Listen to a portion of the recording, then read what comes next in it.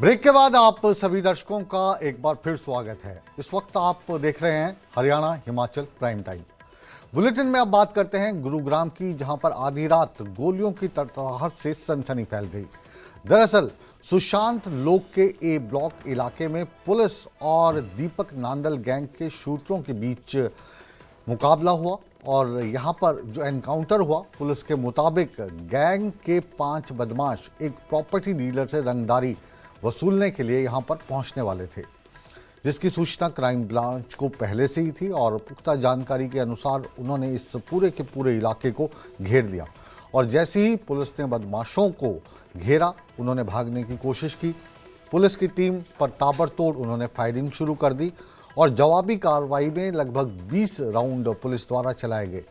इस पूरी कार्रवाई के दौरान 4 बदमाश ढेर हो गए और एक गंभीर रूप से घायल हो गया, जिसे अस्पताल में भर्ती करवाया गया है। बदमाशों को गोली लगने के कारण एक एएसआई समेत 3 पुलिसकर्मी भी इस मुठभेड़ के दौरान घायल हो गए हैं, जिनका मेदांता अस्पताल में इलाज चल रहा है।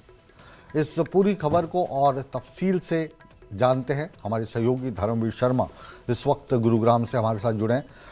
गुरुग्राम में ये एनकाउंटर हुआ है धर्मवीर, और आजकल एनकाउंटर की खबरें लगातार बढ़ती ही जा रही हैं। किस तरीके से आप देखते हो, क्योंकि क्राइम आप काफ़ी लंबे समय से कवर करते आ रहे हो, क्राइम ज़्यादा बढ़ गया या एनकाउंटर? पहले महाराष्ट्र से ही खबरें आती थी, अब हरियाणा से भी बहुत इस तरीके की खबरें आ रही हैं। बिल्कुल मुकेश जी, देखिए जिस बदमाश के गुर्गे आज एनकाउंटर में मारे गए हैं, इस बदमाश की तरफ से गुरुग्राम में कई सारी वारदातों को इससे पहले अंजाम दिया जा चुका था और काफ़ी लोगों को उसने एक तरह से कभी वॉइस नोट भेजकर, तो कभी व्हाट्सएप के जरिए, तो कभी सोशल मीडिया के जरिए कई सारे लोगों को दीपक नांदल जो गैंगस्टर है उसकी तरफ से धमकियां मिल चुकी थी। कई लोगों से वो पैसे मांग चुका था और पहले के जो शुरुआती दौर था उसका, तब हमने देखा कि वो ज़्यादातर लोगों को ये कहता था कि उसने उन लोगों को पैसा उधार दिया है, उसका पैसा वापस नहीं दे रहे, इसलिए उसने उनके ऊपर फायरिंग करवाई है।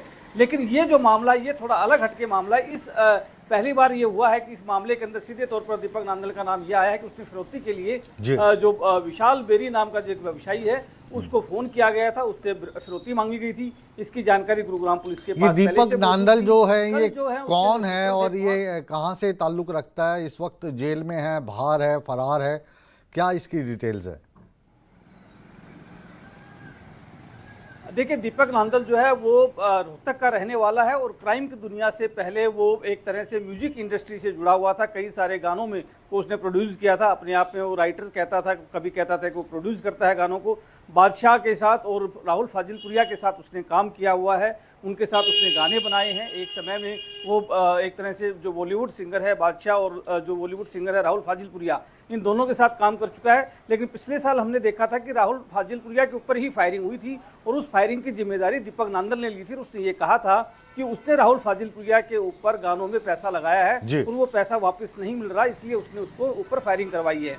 और उसके बाद साथ साथ में राहुल फाजिलपुरिया के एक तरह से एक फाइनेंसर होते थे रोहित शौकीन, उसकी भी हत्या करवाई गई थी। उसमें भी दीपक नांदल ने जिम्मेवारी ली थी। उसने ये कहा था कि रोहित शौकीन ने उसके पैसे नहीं लौटाए। उसके बाद एक और प्रॉपर्टी धर्मवीर, ये जो सिंगर्स हैं इनका लगातार, चाहे पंजाब हो, हरियाणा हो या बिहार हो, इनका गैंगस्टर्स के साथ ये क्या कॉम्बिनेशन बैठ रहा है? मतलब गीतकार का और संगीतकार का कॉम्बिनेशन बैठे, गीतकार का और गायक का कॉम्बिनेशन बैठे, वो बनता है। लेकिन चाहे पंजाब की बात कर लो, आप हरियाणा की बात कर लो, गैंगस्टर्स की इनकी इन्वॉल्वमेंट क्यों हो जाती है? उसके पीछे आप क्या बैकग्राउंड क्या देखते हो? क्यों ये सिंगर्स का नाम जो है गैंगस्टर के साथ जोड़ा जाता है, गैंगस्टर्स जो हैं वो सिंगर्स के साथ जुड़ जाते हैं? ये क्या कॉम्बिनेशन है?